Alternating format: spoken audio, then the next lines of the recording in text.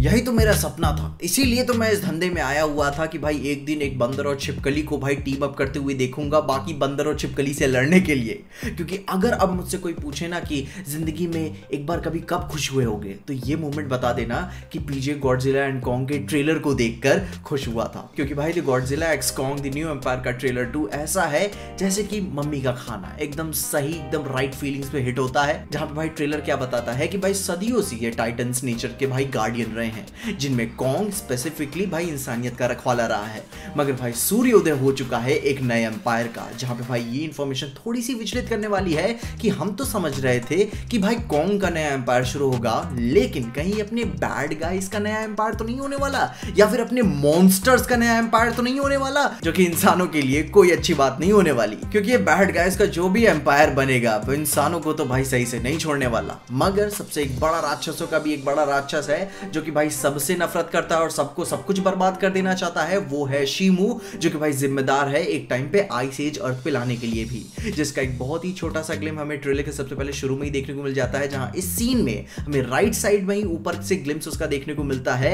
कि भाई वो आके कितनी डिस्ट्रक्शन यहाँ पे फैला रहा है, एंड वो साथ है अपने स्कार किंग के साथ, जहां पे भाई स्कार किंग उसके साथ ही काम कर रहा है। लेकिन आई थिंक दोनों के बीच में भी अपन को राणा देखने को मिल सकता है, क्योंकि दोनों इंटेलिजेंट है काफी एक्सटेंट तक। एंड यार थोड़ा सा यहाँ पे आपको स्पॉइलर अलर्ट भी दे देता हूँ, क्योंकि सिंगापुर कॉमिक कॉन में शीमू का एक्शन फिगर भी भाई ऑफिशियली जारी कर दिया गया था, जो कि कुछ ऐसा दिखता है, जहाँ पे भाई एक बहुत ही बकचोद थ्योरी ये भी बनती है कि भाई कहीं प्यार की शक्ति इस जंग को अंत ना कर दे। आई मीन यार आप समझ ही सकते हो, गॉडजिला बहुत टाइम से अपना भाई अकेला है और अपन उसके लिए फील करते हैं, तो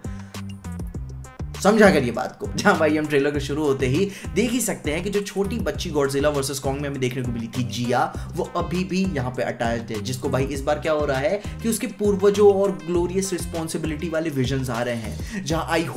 होप कि भाई अटैक ऑन टाइटन जैसे यूमीर वाला मामला ना हो जाए, क्योंकि भाई सिमिलैरिटीज बहुत है, कहीं इंस्पायर तो नहीं हो गए अपने मॉन्स्टरवर्स वाले। क्योंकि भाई ऐसे ही देखो कि भाई वो भी बोल नहीं सकती है, उसको भी विजन्स आ रहे हैं, उसका भी हॉलो अर्थ किसी और रियलिटी में काफी अच्छा खासा दबदबा बना हुआ है, उसके जो कनेक्शंस हमें आगे चल के कहानी में देखने को मिलेंगे, जो कि आगे चल के वो टाइटन्स को कंट्रोल, इन्फ्लुएंस या फिर किसी तरीके से सर्व करने वाला मामला भी हमें नजर आएगा इसमें। जहां इसके ऊपर थोड़ा सा मामला ये अलग नजर आ रहा है कि भाई टेक्नोलॉजी में डिसरप्शन हमें काफी ज्यादा देखने को मिलने वाला है, और ये काफी बड़ा ड्राइविंग फोर्स होगा ह्यूमन ऑडियंस के लिए। आई मीन ह्यूमंस जो हमें मूवी में देखने को मिलेंगे, क्योंकि ये एकदम से अपंग बना देगा बाकी सारे टाइटन से लड़ने के लिए, जो भाई जितने भी वेपन्स इंसान यूज करने वाले हैं कहानी में। ये पूरी लड़ाई सिर्फ एक साइडेड होगी, टाइटन्स और मॉन्स्टर्स वाली, इंसान बहुत कुछ कर नहीं पाएंगे। एंड अब भाई जहां पे ये जिया की बात करें तो भाई इसे अनहोनी होने का आभास थोड़ा पहले से ही हो जा रहा है। आई मीन उसकी पावर्स थोड़ी सी अवेक हो रही है अंदर से, जिसके साथ ही साथ मोनार्क को भाई एक नई जगह के सिग्नल भी मिला हुआ है, जिनकी टेक्नोलॉजी आपको legacy of monster TV series में आखिरी बार हमें देखने को मिली हुई थी, एंड जो कि मैं रेकमेंड करूंगा जरूर से देख लेना। जो क्रेविंग होती है आपको ना मॉन्स्टरवर्स की सीरियस कहानी के लिए, कि भाई उस इवेंट के दौरान में बाकी जो डिस्ट्रक्शन हुई उससे लोग क्या सफर कर रहे होंगे, उसके बारे में वो कहानी रखती है, काफी अच्छी है, जरूर से मैं रेकमेंड करूंगा। खैर भाई हमें पता ही है कि जो हमें सिग्नल्स इसमें देखने को मिल रहे हैं, उनसे जुड़े हुए पोर्टल्स किसी तरीके के टाइम एंड स्पेस को डिस्टर्ब कर देते हैं, जो भी उनसे अंदर बाहर आता जाता है। जहां भाई गॉडजिला एंड कॉन्ग को किसी नेक्स्ट लेवल का ही भाई सिग्नल्स वहां से अंदर फील हो रहे हैं, जो कि भाई उनको और भी अंदर से डरा रहे हैं, उनके अंदर की इंस्टिंक्ट्स और भी ज्यादा हाइपर हो रही हैं। जहां भाई ट्रेलर में बाकी सारे मॉन्स्टर्स भी बहुत हल्के हल्के इनको ग्लिम्पसेस देखने को मिले हैं, जहां भाई एक सीन में हमें एक आंख के अंदर मोथरा का भी भाई हल्का सा ग्लिम्स देखने को मिलता है, एंड शीमू के कुछ और जगहों पे भी ग्लिम्सेस देखने को मिलते हैं, जिनके बाद हमें कहानी में बेबी कॉन्ग को इंट्रोड्यूस करके एक और बार मुंह पे मारा जाता है कि भाई माहौल बनाना शुरू कर दो, क्योंकि सन ऑफ कॉन्ग वाली कहानी को भी ये काफी अच्छा बिल्ड कर रहे हैं। उसकी अपनी एक अलग मूवी आएगी सन ऑफ गॉडजिला से इंस्पायर्ड। खैर अब सही मायनों में ट्रेलर का आखिरी मिनट ही है जो भाई सारा माहौल को टाइट करता है, एंड क्या बम्पर मारा मारी तौबा इसमें देखने को मिलती है कि मैं जो बिग बॉस से अच्छा मैं इस मारा मारी के लिए पैसे दे दूं। जहां भाई नई इंफॉर्मेशन के साथ ये भी चीज दिखती है कि स्कार किंग का जो स्पाइन वाला चाबुक है उसमें ब्लेड भी लगा हुआ है, जहां कॉन्ग को थोड़ा सा पहली बार धोखा भी होता है,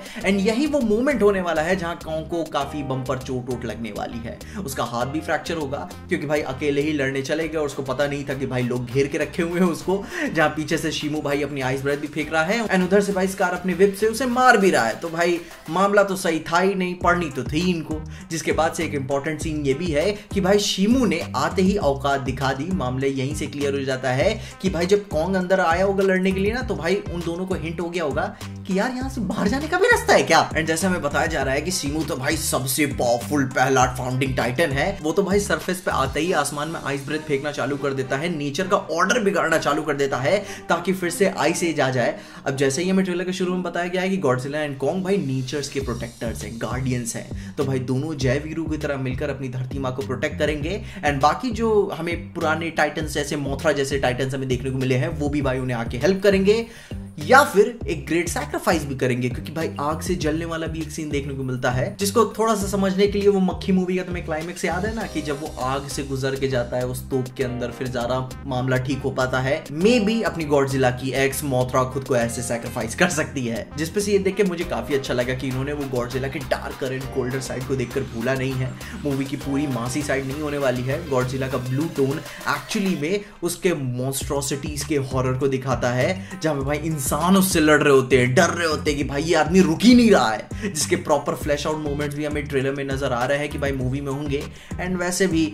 मूवी पिछली वाली के कंपैरिजन में 2 मिनट लंबी होगी, एंड तुम तो जानते ही होगी 2 मिनट कितना इंपॉर्टेंट होता है। खैर इन सब बातों के ऊपर मेन मुद्दा पता है इस मूवी का है क्या? ये हॉलीवुड की प्रॉपर मास पिक्चर है, लिटरली पागल कर देने वाले एक्शन सीन्स है, जहां भाई स्कार बिल्डिंग को पकड़ के सीधा कॉन्ग के ऊपर फेंक दे रहा है, एंड कॉन्ग भी गॉन्टलेट से भाई उसे फोड़ के अपना रोला मेंटेन कर रहा है कि भाई हम पुराने वाले कॉन्ग नहीं है जो लिबिर लिबिर करते थे, इस बार खुद थैनोस से बनवा के आए हैं। जहां भाई टेक्निकलिटी के बेसिस पे देख के बोले तो भाई कॉन्ग का वो स्कार किंग दादा लगता है, ठीक है, और वो अपना एल्डरली अब्यूज कर रहा है उनका, कि भाई उनका दांत तोड़ के निकाल दिया उन्होंने, जो कि काफी बवालिया सीन था। जहां पे भाई इस दांत तोड़ने वाले सीन के पीछे का भाई एक मसाला मूवमेंट आपको बताऊं, वो पिक्चर में दांत एक्चुअली में बहुत ही बड़ा बदलाव होने वाला है, क्योंकि भाई जब अंडरग्राउंड वाली फाइट चल रही होगी ना, तो कॉन्ग का सिर्फ हाथ ही फ्रैक्चर नहीं होगा बल्कि उसका दांत भी टूटेगा, जिसका क्लियर शॉट हमें इस फ्रेम में भी देखने को मिलता है कि भाई कॉन्ग के दांत में एक अलग सा इंसानी दांत भी लगाया गया है, प्रॉब्ली लोहा या कोई और मेटल होगा, जिसका भाई बदला लेते हुए इस क्लाइमेक्स वाली फाइट सीक्वेंस में कॉन्ग भाई अपने दादाजी का भाई दांत तोड़ेगा यहाँ पे। एंड ये भी बात देख के काफी अच्छी लगती है कि भाई कॉन्ग का भरोसा इंसानों पे और मजबूत होगा। एंड उसके बाद जो इजिप्ट में मिलके चिल्लाना, भाई वो तो सीधे ही मासी मूवमेंट रौला सेट कर रहे हैं वहां पे, जिसको भाई जस्टिस सिर्फ इंडियन फैंस, इंडियन थिएटर्स ही दे सकते हैं और कोई नहीं दे सकता। अपन भाई डायलॉग सुनने नहीं है, उसमें कोई इससे लेना देना नहीं है, चिल्ला चोट होगी, फुल एंजॉय। जहां भाई ट्रेलर की अब अगर फीलिंग की बात करें तो भाई एकदम बवाल था, मजा आ गई, दिल खुश कर देता आपने,